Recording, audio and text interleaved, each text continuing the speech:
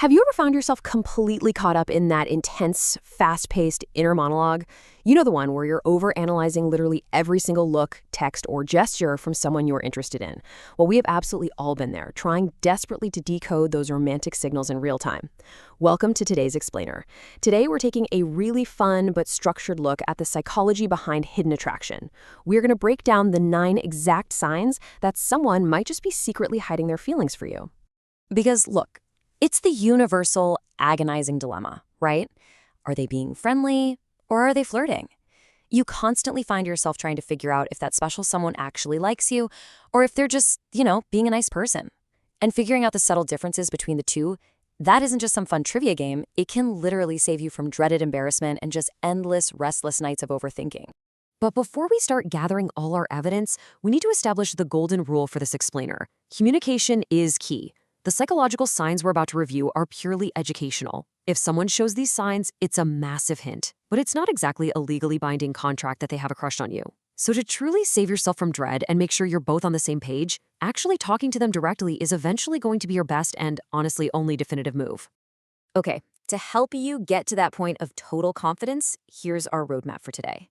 First, the hidden feelings dilemma. Then we'll break the signs into chunks, signs 1 through 3, 4 through 6, and 7 through 9. Finally, we'll wrap up with taking the next step. Let's categorize this evidence clearly so you can start observing their behavior with your eyes and not just your heart. Section 1, the hidden feelings dilemma. Let's go ahead and set the stage for our rapid-fire investigation into the subtle differences between just a platonic friendship and a secret, burning crush. Moving right along to Section 2, signs 1 through 3. Okay, let's dive into this by exploring the foundational baseline behaviors that establish romantic attraction. Sign number 1, attention. Let me ask you this.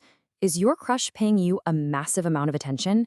Like, are they regularly inviting you out, constantly calling, texting, or even subtly asking your mutual friends about you?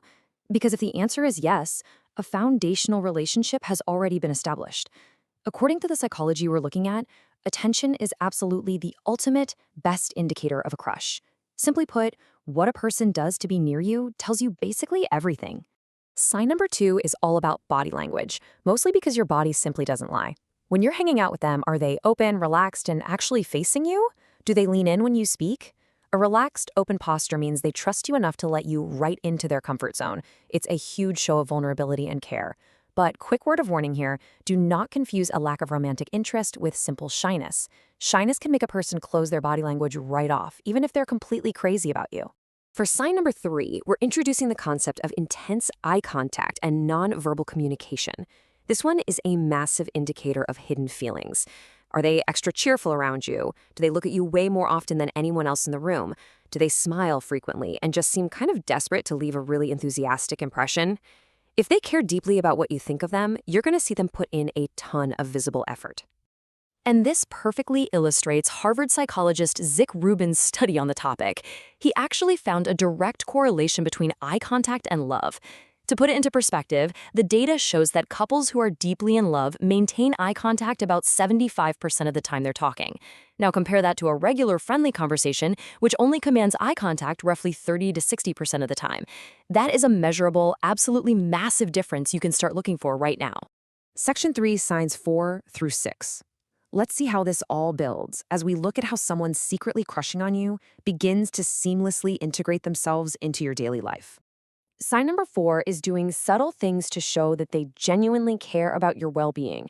Now, obviously, a good friend cares about you, for sure, but someone with hidden romantic feelings, they will consistently go completely out of their way just to check in on you. Let's run a really quick checklist. Does your crush do these specific things? Are they texting you immediately after hanging out just to make absolutely sure you got home safe? Are they actively tracking down your friends to ask how you're doing? Or are they jumping in to offer help before you even have the chance to ask for it? Guys, these unprompted check-ins are major, major green flags of hidden affection. Moving right along to sign 5, we have an overly burning curiosity. Do you find them relentlessly asking questions about your life, just trying to figure out exactly what makes you who you are? They actually do this subliminally to learn how to communicate in your specific language.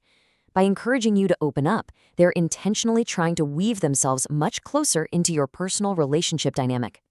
Sign number 6 involves offering compliments and affection, particularly excessive compliments about your looks, your clothing, your style, or even your taste in music. Now, some people just aren't naturally great at complimenting, so don't panic if they're a little quiet on this front. But if they are constantly hyping you up, it means they desperately crave your validation. They are actively investing in you, trying to make you feel completely secure and comfortable, hoping that you'll end up liking them back. Section 4, signs 7 through 9. Transitioning into our final chapter of evidence gathering, we're going to start looking for the weird stuff. Specifically, sudden, out-of-character shifts in behavior that magically happen the exact moment you walk into the room. So sign 7 is acting completely unusual around you. Have you ever noticed them suddenly stumbling over their words? Or maybe they get super tense, pull away unexpectedly, or start firing off terribly awkward jokes. I know it seems completely counterintuitive, right? Why on earth would someone who likes you act so weird? Well, dating expert Matthew Hussey hits the nail on the head here. He explains this phenomenon perfectly, confirming that this counterintuitive clumsiness is actually a huge sign of a crush. Their energy levels spike just because you're there, causing them to act completely differently around you than they do with literally anyone else. Their nervous system is essentially short-circuiting simply because they care so much about what you think. And that nervous energy brings us to sign 8, showing off. Do they suddenly try to stand out in a crowd when you're together? You kind of have to ask yourself, are they eyeing you to gauge your reaction? If they're acting loud, overly brave, or a bit boastful, and you get the distinct feeling they're doing it exclusively to get a positive reaction from you, well, their feelings are driving their ego. They're trying to impress you. Which leads perfectly into our final piece of evidence, sign number 9. They will constantly manufacture excuses just to spend time alone with you. Because when a person has real feelings, they quickly recognize that group settings just don't offer the romantic one-on-one opportunities they're really looking for. It's almost like a tactical mission. You can trace the progression of how they orchestrate these one-on-one opportunities. It usually starts with step 1, eagerly agreeing to boring, everyday adventures just to tag along with you. Then it escalates to step 2, suggesting hanging out after school or work.